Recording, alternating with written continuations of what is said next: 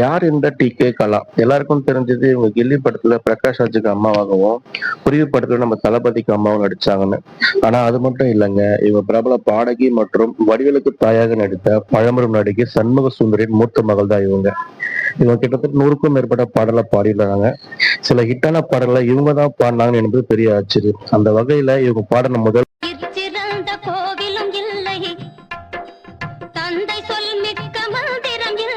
என்னதான் எண்ணற்ற பாடலை பாடியிருந்தாலும் அந்த டூயட் படத்துல ரஹ்மான் இசையில இந்த பாடல் வந்து பட்டி தொட்டி எல்லாம் கலைக்கிறக்கும் அந்த பாடல் தான் இது.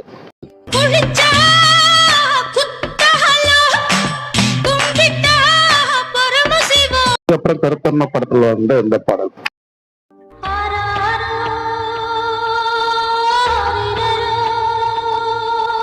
இதே டி.கே. கலா அவர்கள் மறுபடியும் நம்ம ரஹ்மான் இசையில கேட்க செம்மின படத்துல இந்த ஹிட்டான பாடின பாடலும் இவங்க தான்.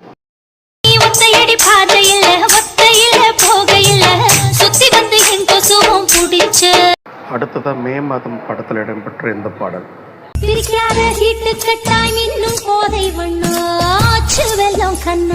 ராஜ்மஹால் படத்தில் இடம்பெற்ற இந்த படம் பார்த்தீங்கன்னா எல்லாரோட மனசையும் வருடி எடுத்திருக்கு.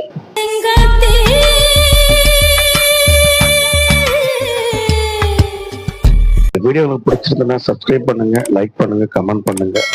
இந்த வீடியோ ஏதாச்சும் தப்பு இருந்தாலும் தெரியப்படுத்துங்க கமெண்ட்ல. நன்றி.